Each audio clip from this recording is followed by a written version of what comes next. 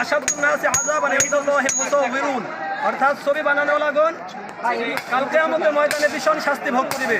সেজন্য আমরা কারো না ছবি দেব না ইনশাআল্লাহ। আমরা আমাদের বড়দের পরামর্শে ইনশাআল্লাহ ইসলামী আইন অনুযায়ী ইনশাআল্লাহ আমাদের মূর্তি সাজাবো।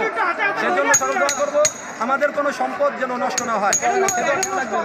এটা খালি মূর্তিটা নষ্ট করতে পারেন, কিন্তু আমাদের সম্পদ নষ্ট করলে এটা তো আমাদেরই ক্ষতি।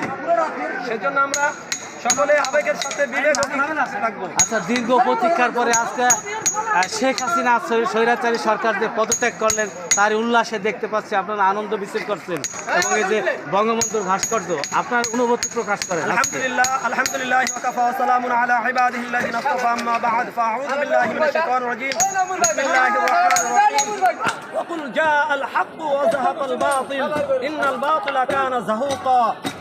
আল্লাহ পাক রব্বুল আলামিন কালামে পাকের ভিতরে বলছেন, যখন সত্য আসবে তখন বাতিল পলায়ন করবে।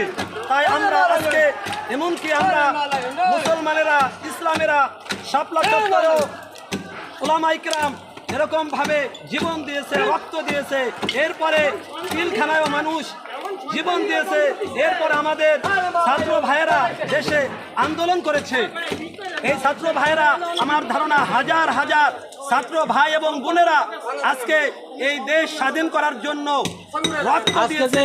শেখ হাসিনা পদত্যাগ করে চলে গেল, এই বিষয়ে আপনার প্রতিক্রিয়া? আর যে শেখ হাসিনা আজকে পদত্যাগ করে দেশ ছাড়ছে, এই আনন্দে আমাদের নগরকান্দা শুধু নয়, সারা বাংলাদেশে উলামা ইকরাম, আম পাবলিক, ছাত্র সমাজ, যেই ছাত্ররা আনন্দ করেছে আমাদের দেশ স্বাধীন করার জন্য, তাদেরকে সর্বপ্রথম আমরা ধন্যবাদ জানাই যে আজকে তাদেরকে সামনে রেখে স্বৈরাচারী সরকারের বিদায় আপনারা কি?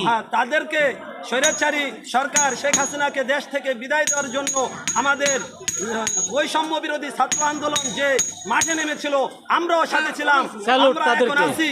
তাদেরকে অনেক অনেক ধন্যবাদ। আল্লাহ পাক যারা এই দেশ স্বাধীন করার জন্য জীবন দিয়েছে, তাদের জন্য আমি দোয়া করি আল্লাহ পাক তাদের সকলের জীবনকে শাহাদাতের বিনিময়ে কবুল করুক।